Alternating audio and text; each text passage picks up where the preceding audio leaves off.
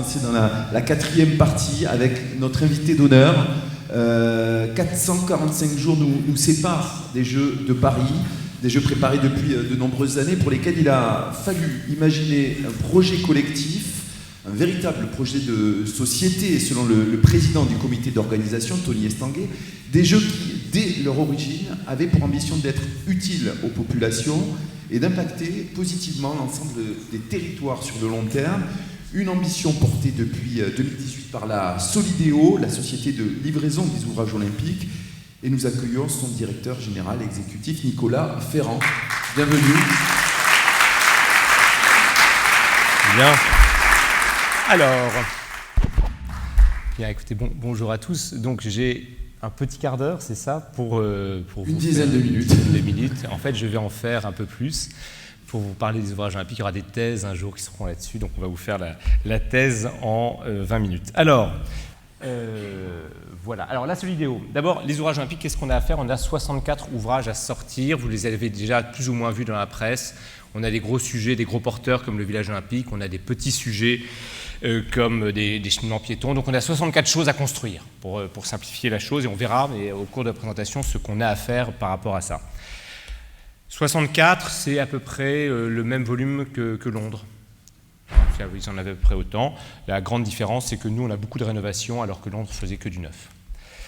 Pour sortir des 64 objets, une idée qu'il faut avoir en tête, c'est que je ne suis pas le COJO, je ne suis pas Tony Estanguet. Il y a une séparation extrêmement forte entre le COJO, Paris 2024, qui organise l'événement, et la Solideo, Société de livraison des ouvrages olympiques, présidence Anne Hidalgo, qui est un EPIC, qui est en charge de livrer tous les ouvrages nécessaires pour les Jeux, tous les ouvrages pérennes nécessaires pour les Jeux. Donc les belles images que vous avez pu voir sur la scène pour la cérémonie d'ouverture, c'est pas moi. C'est pas moi, c'est le COJO. Ce qui se passe place de la Concorde, ça va être démonté après, c'est pas moi, c'est le COJO. Nous, on fait tout ce qui restera après les Jeux. Par rapport à Londres, il y a deux grandes différences par rapport à Londres qui restent quand même l'image, l'archétype de l'organisation des Jeux. À Londres, mon homologue était seul maître d'ouvrage de son programme de 64 ouvrages. On est en France et donc on a 30 maîtres d'ouvrage différents. 30 maîtres d'ouvrage différents, certains qui construisent depuis des siècles, comme la ville de Paris, d'autres qui n'ont, avant cette expérience des ouvrages olympiques, jamais construit, comme la métropole du Grand Paris, qui est une collectivité neuve. On a des publics, on a des privés, enfin voilà, on a 30 maîtres d'ouvrage différents. Et à Londres, ils avaient 2 cofinanceurs, j'ai la chance d'en avoir 13, voilà. Je suis moi-même maître d'ouvrage d'un certain nombre de choses, on va le voir. Et du coup, dans cet environnement qui est assez foisonnant, ce qu'on nous a demandé comme mission à partir de septembre 2017, au moment où on a récupéré les Jeux, c'est de garantir quoi qu'il advienne, le quoi qu'il advienne date de l'époque et n'est pas plus récent, de garantir quoi qu'il advienne que les ouvrages seront livrés, et livrés quand? Le 31 décembre 2023, c'est-à-dire qu'au moment où je vous parle, il me reste 7 mois et 16 jours et quelques heures pour livrer ce programme, dans un système où il y a 30 mètres d'ouvrage à plein. Et donc par rapport à ça, ça s'organise comment? C'est à nous de définir le programme de chaque ouvrage, au sens fonctionnel du terme, dans sa double dimension, les besoins pour les Jeux et les besoins après les Jeux, puisque tout ce que l'on fait a vocation à être pérenne. On a inventé une nouvelle mission qui est ce qu'on appelle la supervision de 30 maîtres d'ouvrage publics et privés. Comment est-ce qu'on garantit qu'ils sont bien dans le bon tempo pour livrer à temps? On est les banquiers, ce qui aide beaucoup dans cette affaire. Puisqu'on concentre les financements de tous les différents cofinanceurs, et puis on les met d'ouvrage de certains objets, notamment les plus compliqués comme le village olympique. Alors, on a un impératif absolu, et la frise que vous avez là n'a pas changé depuis 2017, c'est de livrer le 31 décembre prochain, donc 7 mois, 16 jours. Et finalement, le déroulé que vous avez là a été stable. C'est-à-dire que dès 2017, on a dit on va commencer les travaux début 21, et on va partir sur 3 années de travaux, et on a tenu toutes les dates qu'on avait posées depuis le début, malgré le Covid, malgré l'Ukraine, malgré toutes les difficultés qu'on a pu rencontrer. Nous, donc, on livre à la fin de l'année. Pourquoi? Parce que le COJO, on livre un peu comme ici un bâtiment nu, et le COJO va l'équiper, va le tester, va le roder, de manière à ce que l'expérience pour les athlètes et pour la famille olympique pendant les Jeux soit parfaite. Ils vont mettre des anneaux partout, etc. Voilà. Et puis, du coup, il leur faut 6 mois pour tout tester. Et puis on revient à partir du mois de septembre 2024 et on va reconvertir, on va transformer les différents ouvrages olympiques pour qu'ils rentrent dans leur vie définitive au service des territoires. Et cette période de transformation prend entre 1 et 3 ans. À Londres, les premiers habitants sont arrivés dans le village olympique de Londres 1 an après les Jeux. Donc nous, on revient à partir de 2025. On a une petite pause sur l'année 2024. L'idée clé qu'il faut avoir en tête, c'est qu'on est bien. On est bien aujourd'hui. On est serein. On va livrer de manière systémique. Il n'y a plus de raison qu'on ne livre pas. Ça ne veut pas dire qu'on n'aura pas un problème sur un bâtiment quelque part, mais de manière systémique, aujourd'hui, on est à peu près garanti de livrer plus ou moins autour du 31 décembre prochain. Et c'est nous qui le disons, c'est les auditeurs qui nous auditent qui le disent, et c'est également le CIO qui considère qu'en 40 ans, ils n'ont pas vu un pays aussi près, dans les deux sens du terme près, de la livraison, aussi près pour livrer. Voilà, donc c'est plutôt c'est vraiment une vraie réussite. Alors, quelques mots sur le budget, après je vous montrerai ce qu'on fait. Quelques mots sur le budget. Le coût total des ouvrages, c'est 4,5 milliards. Le coût total des ouvrages, c'est 4,5 milliards. Dans les ouvrages, on fait 2 très grosses opérations d'aménagement, un village pour les athlètes et un village pour les journalistes. Ça représente à peu près la moitié du budget. Okay, puisque ce sont les promoteurs qui vont construire les différents bâtiments, qui vont les louer au COJO, qui les récupèrent après et qui les vendent à Madame Michu dans un schéma classique de promotion. Donc c'est de l'argent qui rentre dans mes 4,5 milliards, qui n'est pas chez moi. Dans le budget vraiment propre et en direct de la Solideo, 1,7 milliard de subventions publiques, plus un certain nombre d'autres subventions. Mon budget propre est d'à peu près de 2 milliards au final. Le budget tel qu'on l'a monté et l'engagement qu'on a pris au départ en 2017, c'est un budget stable exprimé en euros constants, valeur octobre 2016. Pourquoi ? Parce que le dossier de candidature était comme ça. Et aujourd'hui, en valeur constant octobre 2016, le budget n'a pas bougé. C'est-à-dire que hors inflation, on est absolument dans les épures financières qui nous avaient été données. Là aussi, c'est un exploit. Je rappelle que Londres, ils ont rajouté 1 milliard de livres le jour où ils ont eu les Jeux pour pouvoir livrer des ouvrages. Donc nous, on tient, on est non seulement dans les coûts, mais dans les temps, ce qui est une grande réussite. Alors, qu'est-ce qu'on fait ? Le plus gros, le plus important, c'est le village des athlètes. Où est-ce qu'on est ici ? Donc, cette partie-là, on est à Saint-Denis. Ici, on est à Saint-Ouen. Ici, on est sur l'île Saint-Denis. Et au milieu, vous avez ici la Cité du Cinéma, la Tour Pleyel, A86, la Seine évidemment. Et donc on déploie et on fait une très grosse opération d'aménagement sur ce qui était autrefois une ancienne zone industrielle, 52 hectares, qu'on transforme pour les Jeux en une série d'appartements en co-living pour accueillir les athlètes, 15 000 athlètes. Et après les Jeux, dans un quartier mixte, bureaux, logements, 6 000 habitants, 6 000 employés. On a organisé la chose comment ? On a coupé le village en 4 parties, 4 groupements de promoteurs constructeurs. Donc ici, on a Piché, qui est un promoteur bordelais, avec Legendre breton. Ici, on a Nexity avec Eiffage. Ici, on a ICAD et toute la galaxie de la Caisse. Ça, c'est la Cité du Cinéma de Besson, ça existait, on n'a pas pu y toucher. Et au bout, on a Vinci Immobilier, mais qui construit également avec Bouygues. Donc 330 000 m² de plancher, aujourd'hui, 22 architectes de part et d'autre de la Seine. Et pendant les Jeux, ça fonctionne comme un système clos, fermé, puisqu'il y a des questions de sécurité. La particularité amusante qu'on verra tout à l'heure, c'est que tous les appartements qui sont là, ou tous les bureaux qui sont là, n'ont pas de cuisine. Parce que la grande idée de l'olympisme, c'est de renforcer la fraternité entre les peuples. Et comment est-ce qu'on renforce la fraternité ? C'est en mangeant tous ensemble. Et donc la grande nef de la Cité du Cinéma, que certains d'entre vous ont déjà visité, est transformée dans une forme de cuisine géante, enfin de restaurant géant.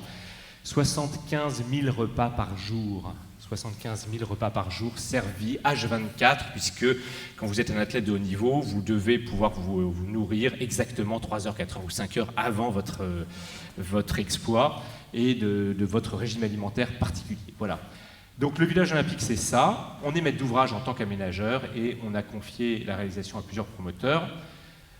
Aujourd'hui, ça ressemble à ça. Il y a un moment, il y avait 40 grues qui tournaient, le plus gros chantier monocyte de France, loin devant la SGP, puisqu'ils ont une somme de petits chantiers. Plus de 4000 compagnons sur le village olympique. Le gros œuvre aujourd'hui est terminé. Et on est dans la phase de second œuvre. Et les réceptions commencent à partir du mois de septembre. On fait des ponts à cette occasion-là. Donc on fait 5 ponts pour les Jeux. Et notamment, on fait ce pont-là qui est construit par Eiffage. De part et d'autre, d'un côté vous êtes sur l'île Saint-Denis, de l'autre côté vous êtes sur la terre ferme, et là vous avez la 86, on construit aussi un mur anti-bruit sur la 86, enfin on fait des tas de choses là-dessus. On enfouit les lignes haute tension qui passent là, qui vont permettre de libérer beaucoup de choses pour Villeneuve-la-Garenne, et puis on fait aussi de l'art dans la ville. On a 15 œuvres d'art ici, alors ce ne sont pas les anneaux, parce que les anneaux, je le rappelle, est une marque protégée. Donc c'est autre chose, si vous voyez des anneaux, c'est vous qui projetez, hein, voilà. Donc c'est... On fait également des équipements publics, donc 5 groupes scolaires, dont 2 sur le village olympique, pardon. Et puis on refait tout un échangeur autoroutier, donc sur A86, l'échangeur Pleyel, à côté de la tour Pleyel. Donc pour l'ingénieur routier de base que je suis, c'était un grand moment de lancer le viaduc au-dessus. On est juste à côté du franchissement urbain Pleyel, que certains d'entre vous ont déjà vu, à côté de la gare du Grand Paris. À côté de ça, on fait aussi des rénovations. Là, vous avez la réhabilitation de la Grande Nef de l'île des Vannes. On est à Saint-Ouen. Dans les années 70, c'était le lieu où Georges Marchais faisait ses congrès, à l'époque où Saint-Ouen était communiste. Voilà, donc vous avez une vue de l'intérieur. Et puis vous avez une vue de ce que ce sera. Donc c'est la réhabilitation complète d'un bâtiment qui était à moitié en ruine. Finalement, ça ne coûte que 12 millions d'euros, ce qui explique qu'on a un budget au total de 4,5 milliards, la moitié de celui de Londres, alors même qu'on a à peu près autant d'objets. C'est des sujets assez amusants à faire. On travaille également dans le nord du département. Ici, nous sommes au Bourget. Ça, c'est le parc des expositions du Bourget. Là-bas, c'est une commune que vous ne connaissez pas, qui s'appelle Duny, là où les gardes républicains et les CRS ont leur caserne en Île-de-France, donc 70% de logements sociaux, et c'est très calme. Et ce qu'on nous demande de faire, c'est pendant les Jeux, c'est 25 000 journalistes. Hein. Je vous rappelle qu'à COP21, c'était 3 000 journalistes. 25 000 journalistes. Et l'ensemble du parc des expositions du Bourget, qui sont là, va être utilisé pendant les Jeux comme un studio de télévision géant qui émet en permanence vers l'ensemble du monde. C'est 4 milliards de téléspectateurs dans les Jeux. Et donc on construit dans la continuité de Duny, le long de l'Air des Vents, là où la fête de l'UMA se tenait tous les ans au mois de septembre, on construit un village pour que les journalistes puissent facilement aller émettre et se retrouver sur le parc des expositions, et qui, après les Jeux, devient l'extension naturelle de Duny. Donc on construit ça, et on construit ce qu'on voit pas bien sur cette image, parce que c'est en héritage, des sites de compétition au Bourget. À cette occasion, on refait toute la plaine des sports du Bourget. Voilà, donc on est en train de faire des équipements sportifs de base, comme ça. On va faire une passerelle en bois au-dessus de l'autoroute A1. Vous avez la culée qui est là. On refait une partie des halls de l'aéroport du Bourget, de manière à ce que ça réponde aux standards des studios de télévision d'aujourd'hui. Donc ça, c'est le hall 3 qui va être inauguré bientôt. On est en cours. Ce que vous avez aussi vu, c'est ça. Alors ça, où sommes-nous? Nous sommes sur le Stade de France, et nous regardons plein ouest, vers la tour Pleyel, hein, et vous avez l'autoroute A1 qui est là.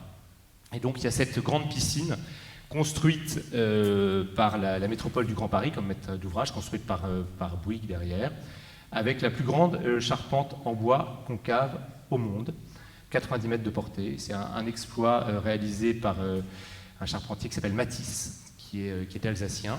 Et vous voyez à travers la façade, au fond, le Stade de France. C'est pour les épreuves de natation synchronisée, de plongeon et les qualificatifs du water-polo qu'on fait ça. Donc 5000 places de spectateurs qui là aussi, ça sera mis en eau au mois de septembre prochain. Ça va bien. La porte de la Chapelle. Alors là aussi, ça fait partie des objets un peu iconiques que vous avez certainement vus. Vous avez le périphérique, l'autoroute 1 qui arrive. Et donc, pour entamer la rénovation urbaine de la porte de la Chapelle, on implante une aréna, 9000 places. Donc une aréna, le schéma c'est Bercy, hein. Le schéma mental c'est Bercy, donc un site unique dans lequel vous pouvez faire à la fois des concerts et du sport, On a la 40 000 places, c'est la U Arena, la Paris La Défense Arena, derrière Écran d'Arche. 20 000 places Bercy, et ici il nous manquait 9 000 places avec un certain nombre d'équipements connexes. C'est la ville de Paris qui fait ça, avec Bouygues aussi, ça va bien. On travaille à Marseille pour refaire toute l'anse du Roucas Blanc. On travaille à Élancourt c'est dans le 78, dans les Yvelines, c'est le plus haut point de l'Île-de-France, 231 mètres. On fait les pistes de VTT dans ce qui était en fait la colline des Déblais de Saint-Quentin, là-bas. Donc ça va être livré en avril 2024, ça fait partie des quelques objets qui vont un peu dépasser. On fait de la réhabilitation et on participe à la réhabilitation du Grand Palais.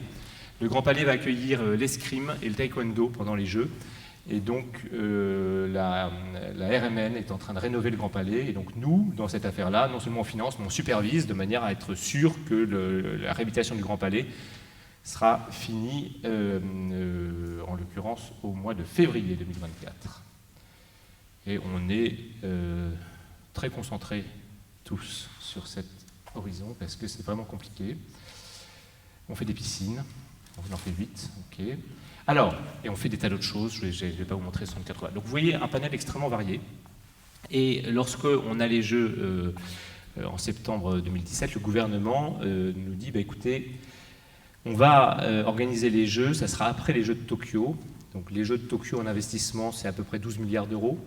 Ça sera après l'exposition universelle de Dubaï. L'exposition universelle de Dubaï, sans doute, entre 15 et 16 milliards d'euros d'investissement. Ce sera après les Jeux de Pékin, les Jeux d'hiver de Pékin. On ne sait pas combien ils ont investi. Et pour autant, donc qu'est-ce que nous, la France, on va montrer, sachant qu'on a un budget de 4 milliards, 4 milliards et demi, sachant qu'on a des leaders mondiaux dans tous les secteurs liés à la construction. Donc Vinci a longtemps été le premier constructeur mondial, Veolia, le premier producteur d'eau potable au monde, etc. etc. Donc on a des leaders mondiaux et la filière de la construction, enfin la filière liée à la ville plus exactement en France, est une filière extrêmement exportatrice dans laquelle vraiment on rayonne, et on rayonne encore maintenant et de plus en plus. Et donc qu'est-ce qu'on peut montrer? Comment est-ce que cet effet de vitrine va pouvoir servir à l'industrie? Alors, on nous a demandé de nous positionner sur 4 thématiques. Une thématique autour du carbone, une thématique autour de la résilience climatique. Alors il faut se mettre en 2017, on n'avait pas encore eu les étés de canicule qu'on a pu connaître. Un sujet autour de l'économie circulaire et un sujet autour de la biodiversité qui est plus classique. Vous remarquez que là-dedans, la technologie n'apparaît pas en soi. On n'est pas en train de faire la Smart City. La Smart City, c'est un outil au service d'enjeux qui sont derrière. Qu'est-ce qu'on est en train de démontrer? Qu'est-ce qu'on est en train de démontrer? Première chose qu'on démontre, et qui est certainement la chose la plus importante de tout ce qu'on aura fait pour les Jeux Olympiques. Le village olympique, je vous l'ai dit, c'est 330 000 m². On va livrer le village olympique, on va livrer un village olympique qui atteindra moins 47% sur l'ensemble du cycle de vie de carbone émis par rapport au standard de 2019. Moins 47%. Alors pourquoi 2019? C'est au moment où on a déposé les PC, on n'est pas de construire. Moins 47%, c'est l'horizon que la France s'est donné pour 2030-2035 au titre de la stratégie nationale bas carbone. Et qu'est-ce qu'on démontre avec le village olympique? C'est que les objectifs de la stratégie nationale bas carbone sont atteignables aujourd'hui dans un modèle économique classique d'une opération d'aménagement en première couronne de l'Île-de-France. Les charges foncières, c'est-à-dire les terrains, j'ai vendu les terrains aux promoteurs au prix normal constaté à Saint-Ouen, à Saint-Denis, à l'île-Saint-Denis, et il y a des références, il y a des opérations d'aménagement autour. Les promoteurs vont vendre à Madame Michu au prix du marché. Okay. Donc il n'y a pas de subvention publique dans cette affaire-là. Et sans subvention publique, on peut faire aujourd'hui moins 47%. Et si on peut le faire à Saint-Ouen, à Saint-Denis et l'île-Saint-Denis, ça veut dire qu'on peut le faire dans toutes les préfectures de France. C'est atteignable. Ce qu'on dit derrière ça, c'est que les ambitions qu'on a pour continuer à faire de la ville dense au XXIe siècle sont aujourd'hui atteignables et sans mettre d'argent supplémentaire. Et pas simplement sur un bâtiment pilote non reproductible, sur 330 m², d'une architecture variée, etc., réalisé en moins de 6 ans. C'est certainement la réussite la plus remarquable, c'est celle que viennent voir toutes les délégations étrangères qui viennent voir le village olympique aujourd'hui. On a eu plus de 14 700 visiteurs l'année dernière sur le village olympique, 14 700. Ça suppose le déploiement de toute une série de technologies qui étaient matures mais pas déployées, typiquement du béton ultra bas carbone. On a le plus gros chantier utilisateur de béton ultra bas carbone aujourd'hui. Ça suppose une utilisation massive du bois, etc. etc. Mais aujourd'hui, c'est faisable. Et si c'est faisable, on peut le faire ailleurs, et c'est ça ce qui est en train de se passer. Deuxième dimension qu'on a pris en compte, on a imposé aux promoteurs de garantir le confort dans leur logement à horizon 2050, c'est-à-dire au moment où le climat qui a été modélisé pour nous par Météo France, où le climat de 2050 s'imposera à nous. L'été standard de 2050, c'est la canicule de 2003, pour se rendre compte. Et donc, la question qu'on a posée aux promoteurs, qui aujourd'hui est réalisée dans 98% des appartements du village olympique, c'est garantir-nous le confort sans climatisation sous le climat de 2050. Ça veut dire qu'on a imposé à l'ensemble de la chaîne de la production de logements à ne pas simplement s'arrêter à 4 ans, qui est le cycle normal de réflexion d'un promoteur, mais de s'inscrire dans du temps très très long, parce que les bâtiments qu'on construit aujourd'hui seront encore là en 2050. Et pourquoi sans climatisation? L'idée étant que en 2050, si nos petits-enfants considèrent que notre notion du confort n'est pas la bonne, il sera toujours temps pour eux de mettre de la clim avec une énergie qui sera décarbonée. Donc on a défini ce que ça pouvait être le confort. Donc vous avez là 28 degrés et plus, moins de 160 heures par an, sous le climat de 2050, et on y arrive. Troisième dimension sur tout ce qui est économie circulaire, je vous ai dit, le village olympique, c'était une zone industrielle vivante. Il y avait 2500 emplois, 30 entreprises. On a réutilisé 96% en masse de tout ce qui était présent, c'est-à-dire qu'on n'a pas mis dans des carrières, mais on a trouvé une valorisation pour 96% de tout ce qui était là, là aussi sans subvention. Si on a été capable de le faire, on peut le faire ailleurs, et on a documenté les 4% qui, malheureusement, ont fini en incinérateur ou en carrière, parce qu'il n'y avait pas de filière mature aujourd'hui en Ile-de-France. Et puis on a fait de l'innovation, on a fait de l'innovation de rupture. Alors on est allé dans Paris Fonds Vert, le fonds porté par Déméter. On était le premier établissement public à investir dans un fonds d'accélération comme ça. Et puis on a également distribué directement des subventions, puisque dans mes 4,5 milliards, j'ai isolé une cinquantaine de millions pour l'innovation. Il y a beaucoup d'innovations, il y en a une qui est vraiment d'actualité, qu'on porte avec ICAD aujourd'hui. C'est un bâtiment qui recycle l'ensemble des eaux grises et l'ensemble des eaux noires qui sont produites, c'est-à-dire qui est capable de se déconnecter des égouts, et de facto qui conduit à une économie d'eau potable de près de 60%. C'est-à-dire que tout le discours qu'on a pu entendre ces dernières semaines en disant « oh là là, en France, on ne sait utiliser que moins d'1% des eaux grises et des eaux noires », là on a un bâtiment qui nous permettrait, en démonstration, puisque c'est un bâtiment, c'est une innovation de rupture, de réutiliser jusqu'à près de 40% des eaux qui sont là, puisqu'on diminue. Ça nous pose des problèmes dans tous les sens. Avec l'ARS, on n'est pas obligé de passer par France Innovation pour y arriver. Ça va marcher. Ça va marcher. Et là aussi, c'est un héritage qu'on va laisser aux autres pour aller plus loin. Notre ambition, c'est certainement pas de dire qu'on est allé au bout du problème. Notre ambition, c'est de dire ici, comme sur tous les autres sujets, qu'on a ouvert des horizons nouveaux. On a ouvert des portes qui étaient fermées, et puis ensuite à d'autres de les explorer. Et puis, rapidement, on nous a demandé de faire de l'insertion, 10% des heures travaillées réservées à de l'insertion. Je rappelle que l'ANRU, c'est 5. On en était hier, vendredi, à 1,9 million d'heures d'insertion réalisées, plus de 2800 personnes différentes qui, grâce aux ouvrages olympiques, ont retrouvé un trajet vers l'emploi. C'est exceptionnel, on va au-delà de ce à quoi on s'attendait. Là aussi, on nous a demandé de faire travailler les PME. On a passé après ces 640 millions de marchés attribués à des PME. 85 départements français participent à l'aventure des ouvrages olympiques. Il y a 1800 PME qui travaillent dessus. 85 départements français, ça veut dire qu'il y en a partout. Alors il y a aussi en Roumanie, c'est la visualisation 3D, mais c'est vraiment toute la France qui participe à ce sujet-là. On n'a pas eu de mort. Alors je le dis parce qu'on est souvent assimilé à la Société du Grand Paris. Nous n'avons pas eu de mort. À ce stade, nous avons eu 116 accidents, dont 13 graves. Si on applique les statistiques de la profession, on aurait dû avoir à date près de 540 accidents. Donc on a eu à peu près 20% des accidents auxquels les statistiques nous conduisaient. Et pourquoi ? Parce qu'on a fait ce genre de choses, on a mis beaucoup d'énergie à faire de la prévention. Les échauffements du matin en font partie, pas simplement pour les troubles musculo-squelettiques, mais également pour le fait de participer tous, de faire tous partie de la même équipe. Aussi parce que l'inspection du travail a fait près de 850 contrôles sur les ouvrages olympiques, et donc aujourd'hui, il y a certainement eu 1 ou 2 contrôles sur les ouvrages olympiques que je connais ou que je ne connais pas. Voilà, et maintenant, où nous en sommes, à moins de 8 mois, bien, écoutez, on est entièrement focalisé sur un seul but, livrer, on va y arriver. Dans un contexte où il faut, malgré la hâte de livrer et la fatigue, il faut absolument qu'on reste avec ce même taux d'accidentologie.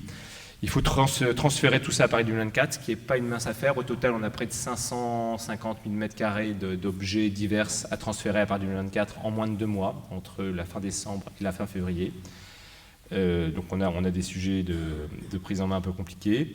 On a évidemment des sujets RH. La Solidéo, c'est une structure qui a été créée exprès pour les Jeux.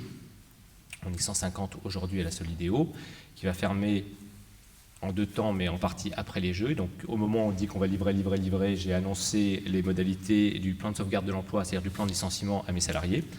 Et puis on a un énorme sujet qui est de valoriser finalement tout ce qu'on a appris, toutes les pistes qu'on a explorées, celles qui ont abouti, celles qui n'ont pas abouti, de manière à ce que d'autres puissent marcher sur nos traces et évidemment nous dépasser très largement. Pour finir, juste un message en 3 idées. Pour les ouvrages olympiques, sont dans les temps, absolument dans les temps, il nous reste 7 mois et 16 jours et ça va bien.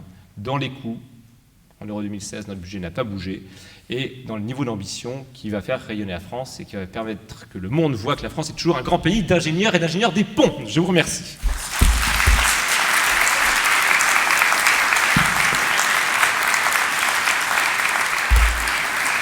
Merci pour cette présentation qui s'inscrit vraiment dans la thématique de notre soirée. On parlait justement d'héritage, de transmission. Est-ce que vous faites, dans le cadre de ces ouvrages, de ce qui va rester, de ce qui est en train d'être élaboré aujourd'hui, est-ce qu'il y a un distinguo? Est-ce qu'on parle d'héritage? Est-ce qu'on parle de transmission? Est-ce qu'on parle des deux? Non, alors,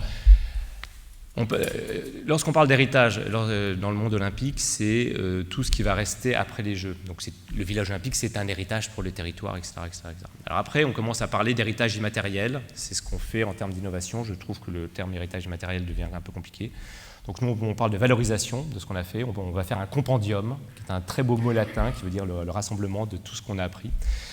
On va faire un compendium, et puis, comme Londres l'a fait en son temps, parce que on pense vraiment, et je le dis sans aucun orgueil, on pense vraiment que non seulement la Solidéo, mais finalement tout l'écosystème, tous les constructeurs, tous les maîtres d'œuvre, tous les maîtres d'ouvrage avec lesquels on travaille sont en train de faire passer un cap à la manière dont on construit des quartiers urbains, des équipements publics aujourd'hui en France. On n'est pas dans le génie civil, on est vraiment dans le bâtiment. Et là, il est en train de se jouer quelque chose. Et donc, il faut laisser une trace, parce que sinon, tous les efforts qu'on aura faits auront été vains. Bon, ok, on aura changé un bout de la Seine-Saint-Denis, mais en fait, on n'aura changé qu'un bout de la Seine-Saint-Denis. Enfin, on fait que 500 000 m². Enfin, on n'est pas en train de faire 10 millions de mètres carrés. Donc cette idée de transmission à d'autres, elle nous imprègne depuis le début. Et puis de transmission aux plus jeunes, puisqu'on est quand même à l'école des ponts. L'âge moyen à la Solidéo, aujourd'hui, c'est 37 ans. 37 ans. C'est-à-dire que tout ce qu'on est en train de faire là, ce qui est en train d'être examiné par le monde, c'est 37 ans, c'est en gros essentiellement des gens qui sont en second poste ou en 3e poste, un petit peu de l'école des ponts, très peu du corps, malheureusement, beaucoup d'écoles d'ingénieurs plus larges. Mais je crois que dans ce groupe, dans cette communauté de 150 personnes, se trouvent tous ceux qui feront, dans les 20 années à venir, tous les grands projets. Parce qu'il y aura encore des grands projets en France, j'en suis absolument convaincu. Et donc là, il y a une espèce de pépinière à grands projets, à acteurs de grands projets qui s'est joué. Et ça aussi, c'est de la transmission. C'est de la transmission à la génération d'après. Et ça, c'est très important pour continuer à équiper notre pays. Parce qu'on n'est pas au bout. Voilà. Merci beaucoup. On va peut-être prendre une question de la salle éventuellement. Oui, donc votre félicitations pour le budget et le délai. Donc la méthode que vous avez employée, vous avez intégré des aléas au départ, vous avez géré le projet d'une certaine façon, vous avez gardé des marges de manœuvre, etc. Ok. D'un point de vue financier ou d'un point de vue temporel? Parce que les deux questions se posent. D'un point de vue financier, quand on se remet en 2017, et donc j'ai été nommé à ce poste-là, je n'étais pas du tout dans le dossier de candidature, donc j'ai hérité d'un dossier de candidature, et l'état d'esprit général en 2017, c'était on ne va pas y arriver, tout ça, ça a coûté 2 fois plus cher. Et donc il y avait une espèce de tétanie collective, mais vraiment, ça va coûter beaucoup plus cher, comme toutes les éditions précédentes des Jeux Olympiques. À chaque fois, les orages olympiques ont dérivé, même à Londres, ils ont rajouté leurs milliards au début. Donc, la question financière, en fait, elle s'est imposée extrêmement fortement au début, et j'ai eu du coup la chance de pouvoir dire, on va faire 2 choses. On va mettre des vraies provisions. On va se donner 3 choses. On va mettre des vraies provisions au niveau des coûts d'objectifs de travaux, à peu près 15%. 2, on va avoir des moyens d'études suffisamment capés. C'est-à-dire que souvent, ce qui pêche, c'est qu'on n'a pas les moyens d'étudier, y compris de relancer un bout d'études complémentaires, un bout d'AMO, vous savez, le bout d'AMO de dernière minute qui vous permet de valider ou pas une option. Et puis, 3e dimension, j'ai posé dès le début que je voulais avoir une réserve d'à peu près 100 millions d'euros. Vous vous souvenez que mon budget propre, celui qui transite par la SOIDEO, c'est à peu près 2 milliards. Donc 100 millions, ça existe. 100 millions d'euros pour pouvoir absorber toutes les demandes de modification de programme. En 2017, on ne sait pas encore très bien ce qu'on veut faire. Et à Londres, ils ont eu 6 000 modifications de programme, dont la moitié dans la dernière année. Londres, c'était la même organisation. Il y avait d'un côté le COJO anglais, de l'autre côté l'équivalent de la SOIDEO. Séparation. Et donc, à Londres, ils se sont retrouvés comme ça, et ça a fait notamment dériver une partie de leurs coûts. Et donc, instruit par cette situation, j'ai dit, bon, ben écoutez, on va mettre de l'argent pour les modifications de programme qui arriveront de la part du COJO, d'une part, et d'autre part, j'ai enchâssé le COJO, et tous les maîtres d'ouvrage d'ailleurs, mais dans un système conventionnel, dans un système de contrat, extrêmement contraignant, en disant au COJO, écoute, cher ami, on a signé ensemble un contrat sur la piscine olympique, la grande piscine avec le toit comme ça, pour faire exactement 5000 places, etc., etc. Tu bouges une virgule, tu payes. Et en 2019, le COJO, ils n'étaient pas encore extrêmement outillés. On est monté en puissance plus vite qu'eux. Notamment, ils n'avaient pas encore complètement une vision claire de ce qu'allait être leurs besoins. Nous, professionnels, construire un programme fonctionnel, c'est bon, vous avez tous, certains d'entre vous ont déjà fait ça, et donc on connaît un peu les ficelles du métier, donc on les a enchâssés dans un système, et à partir du moment où, dès 2019, on leur a dit, si vous bougez une oreille, c'est vous qui payez, on a à peu près réussi à tenir les demandes du COJO. Et donc finalement, sur mes 100 millions mis de côté pour les demandes supplémentaires du COJO, les imprévus, etc., aujourd'hui, il m'en reste à peu près la moitié, alors qu'il ne me reste plus que 7 mois. Sur le côté temporel, qui est l'autre truc, et qui interagit avec la question financière, on a dit, si on veut être sûr de pouvoir rester dans les coûts, il faut qu'on ait suffisamment de marge temporelle, qu'on se donne du temps pour construire, de manière à ne pas se retrouver à devoir accélérer sur la fin. La grande frise que je vous ai montrée, on l'a posée en janvier 2018, elle n'a pas changé depuis janvier 2018. C'est-à-dire le fait, on a posé en janvier 2018, on commencera les travaux début 2021. On l'a posé. Et on a posé le cadre temporel à tout le monde en janvier 2018. Je vous rappelle qu'on a les Jeux en septembre 17. J'arrive en octobre 17. En janvier 2018, on le pose. Et on dit ça sera comme ça. Et on va prendre 3 années pour construire. 21, 22, 23. Et à ce moment-là, il y a toujours des petits malins chez tel ou tel grand constructeur qui disent « Mais attends, tu plaisantes, un bâtiment en 18 mois, je te le fais, pourquoi tu m'imposes de commencer ?» Parce qu'on a imposé à tous les constructeurs de commencer début 21, sous peine de pénalité. On a tenu bon. Donc on a posé un truc qui nous donnait des marges. Ce qui veut dire qu'aujourd'hui, alors qu'on est à 7 mois, on continue à travailler avec un seul poste de travail sur tous les ouvrages olympiques. Il y a eu ponctuellement sur l'Arena, parce qu'ils ont pris du retard à un moment lié à l'Ukraine, il y a eu ponctuellement un moment où ils se sont passés en travail de nuit, mais juste pour 40 ouvriers, alors qu'ils en ont à peu près 400 sur le site. Mais aujourd'hui, on est sur un seul poste de travail. Et ça nous sauve. Ça nous sauve d'un point de vue financier, et ça nous sauve d'un point de vue de notre capacité à livrer. Parce que si même aujourd'hui, on a une inondation majeure, type 1910, là, ça commence demain, le niveau monte, le village olympique est à moitié submergé. Je perds 2 mois. C'est bon, je peux encore travailler la nuit, je peux encore passer en 2 postes ou en 3 postes et être encore en capacité à livrer quelque part entre décembre et février prochain. Donc, on s'est donné du mou financièrement, on s'est donné du mou d'un point de vue temporel et on a imposé notre calendrier. Et un des moyens par lesquels on l'a imposé, c'est que depuis début 2018, je commence toutes mes réunions en donnant le compte à rebours.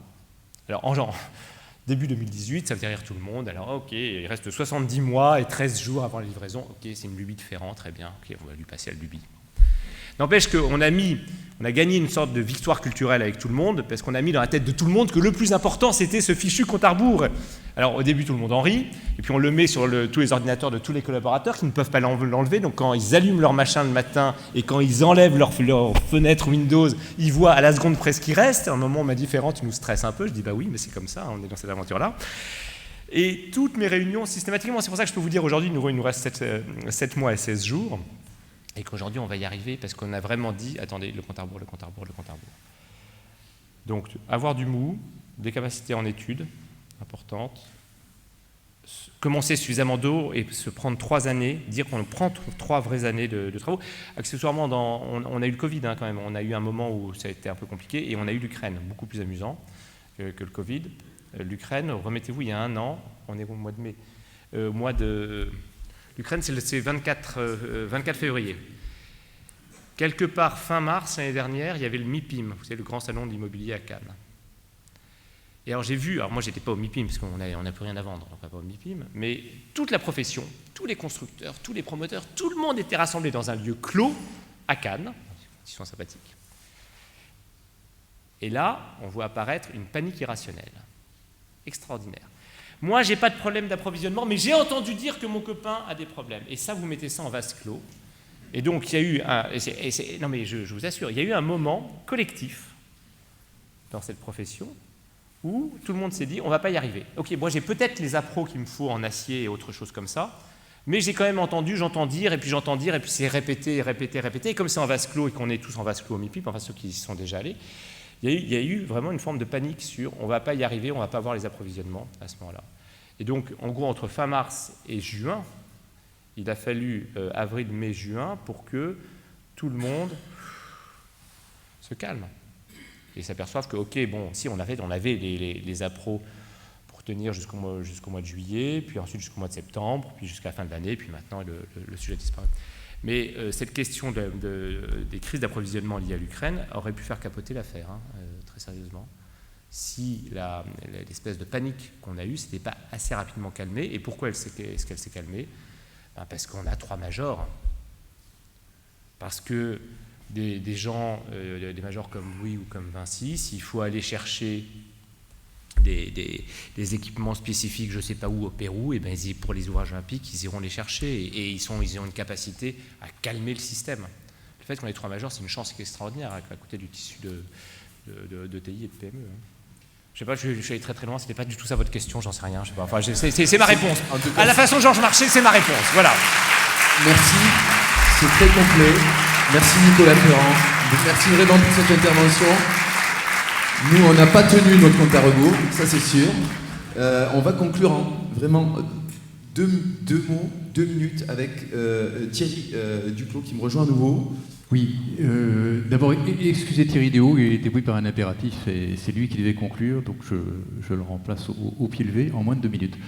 Ce que je voulais dire, c'est qu'on a parlé de beaucoup de choses très intéressantes, de diversité, d'excellence, d'innovation. On a vu de très très belles réussites, ça c'est indéniablement dû à la force et à la solidarité de notre communauté. Et donc je formule simplement le souhait que nous poursuivions sur cette voie. Ensuite, quelques petites choses d'ordre plus concrète. Je voudrais d'abord remercier Camille Laborie, la déléguée générale de Point Alumni, et puis